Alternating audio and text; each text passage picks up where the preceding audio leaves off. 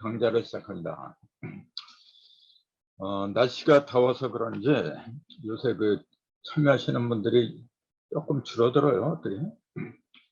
물론 녹화한 걸 나중에 손부동 카페에 들어서 보셔도 되는데 될 수 있으면은 이렇게 생방송으로 이렇게 같이 하는 게 더 생동감이 있지 않을까, 그런 느낌이 들거든요.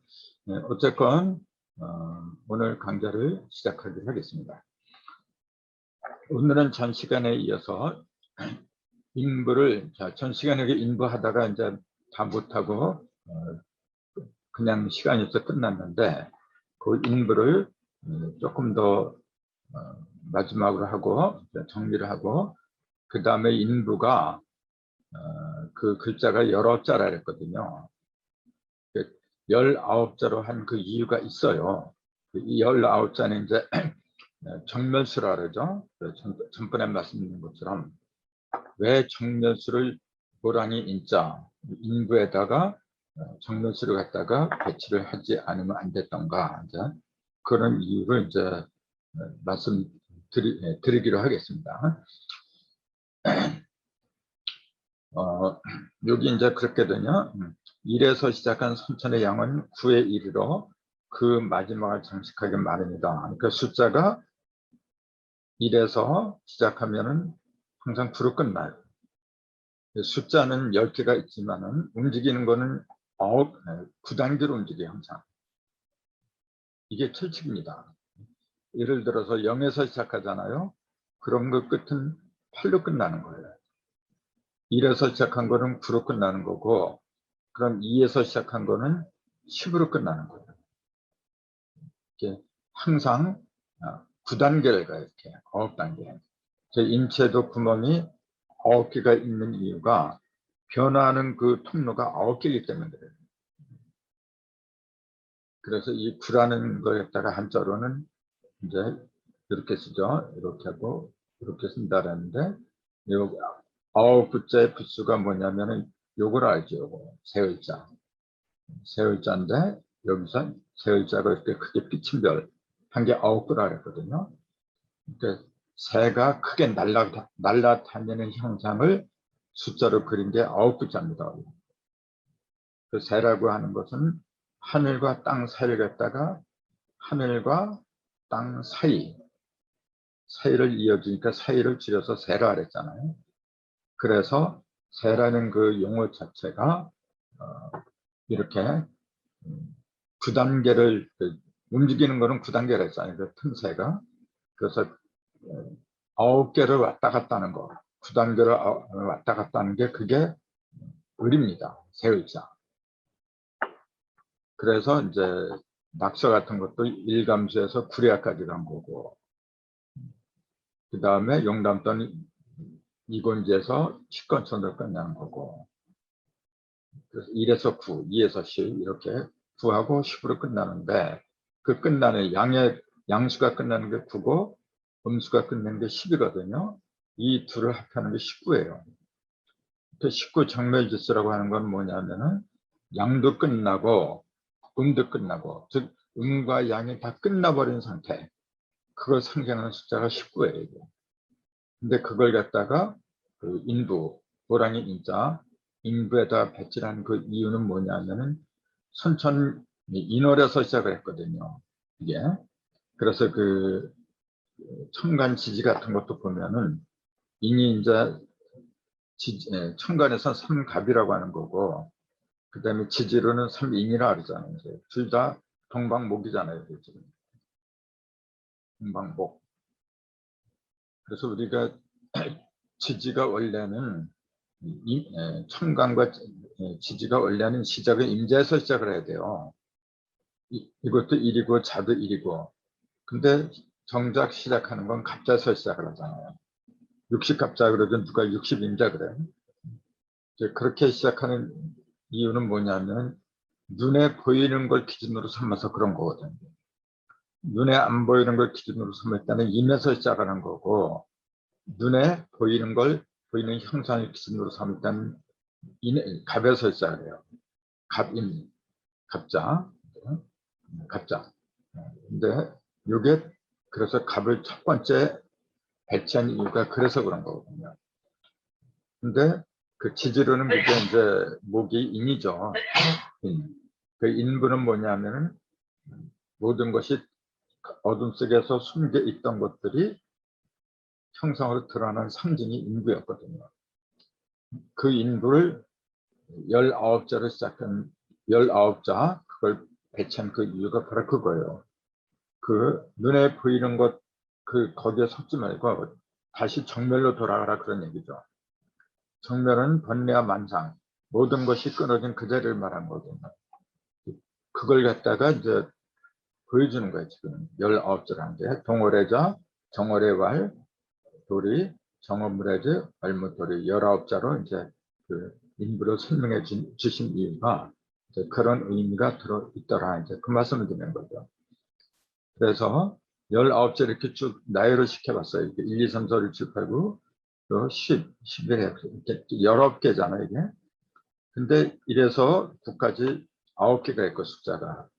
또 11에서 19까지 또 9개가 있어요, 이게. 그래서 18개 하고, 가운데 10이 들어가 있는데, 이게. 그래서 10이 19개, 19 정면수, 19 정면수의 중심에 있는 숫자가 뭐냐. 그러니까 10배, 이게. 10. 그래서 왜 이게 정면수라고 하냐면은 중심에 10이 들어가 있기 때문에 그런 거죠. 중심에 10이 들어가 있기 때문에. 만약에 이 중심에 9가 들어가 있다고 가정하면은 뭐가 되나요? 중심에 9가 들어가 있다면 요거하고 여기에 8개가 있어야 되고 여기도 8개까지 있어야 돼요. 여기 없어야 돼요. 9, 9 이게 빠져버려요. 여기에 8개, 여기에 8개, 그래서 16개에다가 그럼 중심에 들어간 숫자가 뭐냐면 1, 2, 3, 4, 5, 6, 7, 8 다음에 9가 들어가잖아요. 또 1, 2, 3, 4, 5, 6, 7, 8, 9 이렇게 들어가는데 이게 10을 집어넣으면 17까지가 되는 거죠. 다시 이야기를 한다면 이렇게 돼요. 지금 이 말씀 드리는 건 뭐냐면은 중심에 어떤 숫자가 들어가느냐가 그렇게 중요한 거예요. 그걸 중요성을 강조하기 위해서 이제 비율을 든 거죠. 요거는 지금 숫자가 여러 개 중심에는 10이 들어가니까 10이라는 건 뭐냐면은 모든 것이 어떻게 된 거냐면은 음과 양이 완성된 상태에 지금. 그러니까 어느 한쪽으로 끼우지 않은 상태를 갖다가 정멸이라 해요. 모든 게 다 사라졌다는 얘기죠. 그 음도 양도 없어지고. 근데 여긴 중심에 10이 들어간 거고 만약에 중심에 9가 들어가야 된다면 이렇게 돼요. 1, 2, 3, 4, 5, 6, 7, 8. 그 다음에 10, 10, 11, 12, 13, 14, 15, 16, 17. 하나, 둘, 셋, 넷, 다섯, 여섯. 여기도 8개가 들어가야죠. 그러니까 8개. 여기도 8개. 16개에다가 중심에 그럼 뭐가 들어갔냐면 8까지 8하고 여기 10 사이에 뭐가 들어갔냐면 9가 들어가는 거라. 그럼 중심에 9가 들어가는 수는 1에서 17까지 17 숫자의 중심에는 9가 들어가는 거고 19개 숫자의 중심에는 10이 들어가는 거고 이걸 비유로 드리는 이유는 조금 아까 말씀드린 것처럼 중심에 10이 들어가면 정멸이고 10은 0으로 돌아가는 거니까. 근데 중심에 9가 들어가면 변화를 말한 거잖아요. 변화. 그 17자의 중심에는 9가 들어간다고 이렇게 얘기한 게 뭐냐면은 선무경의 맨 첫 장 있잖아요. 첫 장의 글자 수가 17자로 시작하잖아요. 원청 이자 사무, 선자 사무 8자, 그 다음에 기서제동 4자, 원청신 계용 5자에서 여기 8자, 4자, 5자 합하니까 17자로 시작했어요. 현무경의 맨 첫 장이 17자를 짝한 그 이유가 뭐냐면은 그 중심에 구가 들어 있다는 것 갖다가 일러주려고 했던 거거든요. 그 중심에 구가 들어 있다는 그 얘기는 뭐냐면은 견무경은 부천의 변화는 모든 그런 구변의 이치를 갖다가 중심에 집어넣은 책이다. 이제 그런 글이다 하는 것 갖다가 은연중에 이야기를 해주고 있었던 거거든요. 이 얘기는 그 전에 안 들었어요. 그러니까 중심수가 10이 되느냐, 9가 되느냐, 또 8이 되느냐, 7이 되느냐, 이제 그런 걸 잘 봐야 돼요. 그 숫자가 모든 학문의 기본 숫자라고 제가 자꾸 강조를 하는 이유가 제가 이런 숫자를 갖다 자꾸 이렇게 생각을 하고 연구를 하다 보니까 숫자는 정밀해요. 빈틈이 없어요.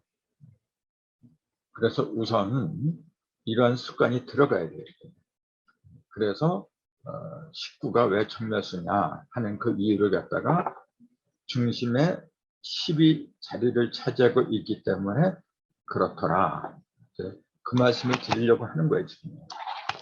그럼 한 가지만 더 예를 든다면은 중심에 3이 들어가는 수가 있겠죠?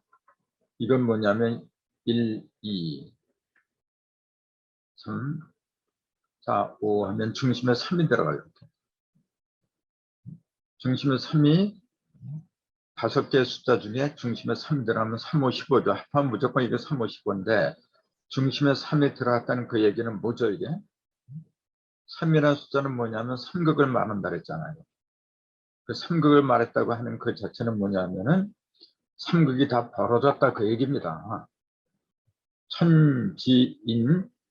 천지인이 가지고 있는 가장 기초적인 게 다 벌어졌다 이제 그 얘기예요. 다 벌어진 게 15수다 그 얘기예요. 이런 식으로 가운데 4가 들어가려면 가운데 4 이렇게 되면 1, 2, 3, 4, 5, 6 여기까지 가야죠. 여기 3개, 여기 3개, 7개죠. 숫자가 7개, 가운데 수가 4예요. 그럼 4, 7이 28이지. 계산 하나만 하나 이거는 28이 나와요. 그리고 이건 뭐냐면은 7이라는 숫자는 뭐냐면은 빛을 말하잖아요. 별빛 같은 거. 근데 그 중심에는 4가 들어갔다고 하는 그 얘기는 뭐냐면은 사방이 어떻게 된 거예요? 가장 안정적인 상태를 유지하고 있다 그 얘기예요. 4라는 숫자는 가장 안정적인 상태를 가리키거든요. 이제 가운데 5가 들어가면 변화의 중심을 말한 거죠. 이거는 9의 중심이니까. 변화의 중심에는 오행이 있고 칠성의 중심에는 사상이 있고 뭐 오행의 중심에는 삼극이 있고 이제 그런 식으로 숫자 공부를 해보시라 이제 그런 뜻에서 말씀을 드린 거예요. 그 전 시간에 제가 이제 다음에는 바둑판에 대해서 말씀을 드리겠다 이제 미리 말씀을 드렸거든요. 왜 이 말씀을 드리냐면은 바둑판이 가로 19로 세로 19로 정면수로 이루어졌기 때문에 그래요. 이거 곱하면 361이 나온 거거든요. 그러니까 360은 뭐냐면은 이런 수라고 해서 이렇게 한 바퀴 삥 돌면 360도가 되거든. 삥 돌면 360도. 그 360도는 뭐냐면은 완벽한 숫자예요. 어디가 막힘이 없이 모든 걸 다 품고 있는 거예요. 그 360은 36 곱하기 10이죠. 36 곱하기 10인데 그게 무슨 말이냐. 4, 9, 36에다가 36을 10배 하니까 360이 된 거예요. 그러니까 360이나 36은 다 똑같은 건데 그 기본은 뭐냐면 4, 9, 36이라는 거죠. 4, 9, 36이 뭐냐면은 9는 변화를 가리킨다 그랬잖아요. 모든 변화의 끝. 변화가 끝나면은 구수다 그랬잖아요. 근데 그것이 사방으로 다 끝나버린 거예요. 그게 36이에요. 그러니까 사방이 다 온전하게 변한 상태를 360이라고 하는 건데 그 중심수를 갖다가 1로 보는 거죠. 합해서 361이 되는 거예요. 그러니까 우리가 정매수라고 하는 것은 그냥 둥근 걸 가리킨 게 아니고 360하고 반드시 1이 있어야 돼요. 원이 이렇게 쓰면은 이건 껍데기죠. 여기에 부심점, 요 1점이 요 1 자리가 1이 없다면은, 즉 중심점이 없다면은 이거는 그냥 빈 공각, 빈 껍질에 그냥. 근데 이 속에 1이 있기 때문에 모든 것이 질서를 유지할 수가 있는 거거든요. 그래서 19로 곱하기 19 한 것이 361이 되는 것이 그런 이치를 일러주기 위해서 나온 거거든요. 근데 제가 바둑을 말씀드린 그 이유는 그 요임금이라고 했어요. 여기 요임금 나오는데, 참고로 요임금 할 때 그 요자가 이렇게 써요. 흡도자 3개를 이렇게 쓰고 여기다가 이렇게 이게 우뚝할 올자가, 이게 올이라 해요. 우뚝할 올자라고 그래요. 이게 요임금 요자예요. 그 우편에 보면 요임금요 그렇게 나와 있는데, 그 요임금이라는 사람은 어떤 사람이냐면 여러분 다 아실 거야 아마. 그 요순시대 때 그러잖아요. 인류의 역사상 가장 태평스러운 세상, 태평성대를 누렸던 세상을 말해라. 그러면 요순시대라고 지금까지도 그렇게 알려졌잖아요. 근데 그때 임금은 요 임금을 갖다 이렇게 써요. 근데 흑토를 세개한 건 뭐냐면은 10의 성도잖아요. 이게 흑토는 10과 1이 합한 10의 성도라 했잖아요. 10의 성도가 천지인, 삼재가 성벽이 전부 다 10의 성도를 이룬 상태를 말한 거잖아요. 그러면서 요거는 우뚝한 을자는 뭐냐면은 이렇게 쓰잖아요. 이게 세운 사람, 이게 사람이 서 있는 상태예요. 이게 무릎을 꿇고 이렇게 서 있는 건데, 우뚝하다는 얘기예요. 그 위에 10의 성도, 삼극이 성부한 걸 이부서 당당하게 서 있는 상태예요. 이건 상징적인 그 글자인데, 그만큼 천진 삼극의 이치를 갖다가 세웠다, 이제 그 얘기예요. 요임금. 그 요임금이 그 아들이 단주라고 있어요. 그 단주한테 왕위를 물려주려고 하는데 그 아들이 좀 뭔가 부족한 모양이에요. 그래서 너는 우선 공부를 먼저 해라. 그러면서 그 책을 전달해 준 게 아니라 그 어리석음을 깨우치는 도구로 만드는 게 그게 바둑판이에요.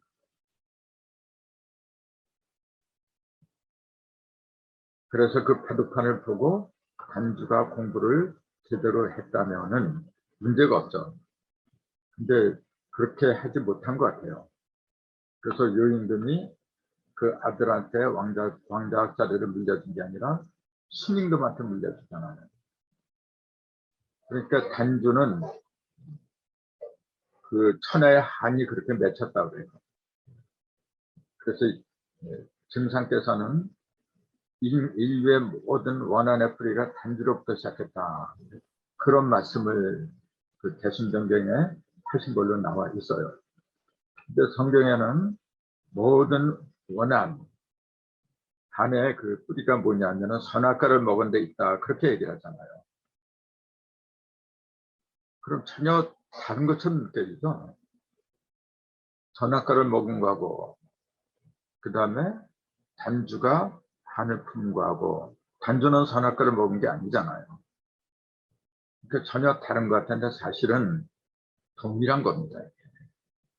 그 왜 동일하다고 나는 그렇게 이야기를 하느냐면은 그 바둑판을 비유로 공부를 해보면 알아요. 그래서 오늘은 바둑판에 관한 얘기를 충청도로 드릴까 합니다. 이거는 뭐 현무경을 공부하건 안 하건 그런 걸 떠나서라도 굉장히 그 정말 알아야 되는, 반드시 알아야 되는 그런 내용들이 많이 들어있어요. 그래서 특별히 제가 이제 준비를 좀 했어요. 우선 그 요임금의 요자를 설명드렸으니까 그 다음에는 그 아들 이름이 단주잖아요. 붉을 단자, 붉을 주자. 그 단주가 실제로 그 아들 이름이 단주인지, 단주라는 임금이 있었는지, 왕자 아들이 있었는지 없었는지 그런 건 난 몰라요. 그런 거는 별로 관심도 없고. 근데 요라는 그 임금의 이름도 지금 필요하니까 뜻이 있잖아요. 단주도 마찬가지고. 이게 붉을 따자, 붉을 주자, 이거는 뭐냐면은 그 주역 저기 8개에 보면은 이계가 있잖아요. 건대이계나 쪽에 도쿄도에서는 그 삼리하라 그러죠. 근데 문항도에서는 그게 남방의 꼭대기에 올라갔어요. 그래갖고 이렇게 하면서 그걸 구리화 이렇게 얘기해요. 맨 밑에는 일감수가 있고 이렇게, 그리고 꼭대기에는 구리화가 있어요. 그래서 1에서 시작해서 구로 끝나는 게 그 낙서법이잖아요. 낙서는 일감수에 시작해서 구리화로 끝나야 돼. 그럼 보세요. 단주가 뭐냐면은 이걸 말한 거예요. 남방의 색깔은 붉은 색깔인데 거기에다가 붉은 색깔을 상징하는, 불을 상징하는 이끼를 갖다 집어넣은 거예요. 그래서 붉을 단자, 붉은색을 거듭거듭 이렇게 얘기한 거는 강조를 한 거예요. 그만큼 붉은 색과 붉은 기운을 강조했는데, 즉 요임금의 아들 단주는 무엇을 상징하는 사람의 명칭이냐면은 낙서의 끝판을 말한 거예요. 낙서의 끝을 상징하는 사람의 이름이 단주다, 그 얘기예요. 그래서 그 끝을 갖다가 이가 들고 만들어야 되는 거예요. 이곤지를 갖다가 받아들여야 되는데 그 이치를 갖다가 그 단주가 제대로 깨우치지 못한 거예요. 그래서 그것이 인류의 한이 됐다, 그 얘기지. 즉 낙서판은 뭐냐면 물질이잖아요. 물질 문명의 맨 마지막을 지혜롭게 깨달아서 인존 문명으로, 전의 인존 문명으로 그 계승을 했다면은, 잘 이어지게 했다면은 다 잘 되는 거죠. 한이 남을 수가 없잖아요. 그런데 구리아로 상징하는 단주가 그 이치를 갖다 깨닫지 못한 거예요. 그래서 단주란 한 개인의 일이 아니고, 단주가 세상에 한을 품었다는 그 얘기가 한 개인의 그 한을 갖춘 게 아니고 바로 낙서판을 상징하는, 구리와를 상징하는 이름이 단주였더라. 난 그렇게 봐요. 그렇게 봐야만이 모든 게 합리적으로 그 해설이 되는 거지. 단주란 어떤 한 개인의 어리석음, 한 개인의 한, 그걸로 축약을 시킨다면은 도대체 앞뒤가 안 맞아요. 왜냐하면은 단주 이전에도 요임금이 있었고 그 이전에 황제니 뭐니 사람들이 엄청나게 많이 살았어요. 그 사람들이 한이 없었을까요? 단주만큼 그런 한을 가진 사람들이 없었을까요? 내가 볼 땐 그렇지 않아요. 단주 못지않게 엄청난 한을 품는 인간들이 단주 이전에 많이 살았었습니다. 그런데 왜 단주로부터 모든 한이 비롯했다고 증상께서는 그런 말씀을 남기셨느냐. 그러니까 단주라는 어떤 한 개인에다 국한해서 생각하니까 앞뒤가 안 맞는 거예요. 이게 지금. 앞뒤가 안 맞는 걸 자꾸만 맞추려고 하다 보니까 더 억지가 되어버리는 거죠. 지금 대순진료나 증상도나 증상계열에 속한 사람들이 전부 다 이렇게 봐요. 단주란 어떤 한 개인한테 벌어진 일이다. 거기다 모든 그 이치를 갖다 꿰 맞추려고 그래요. 그게 맞나요? 그러니까 억지 소리밖에 안 되는 거죠. 그러나 나처럼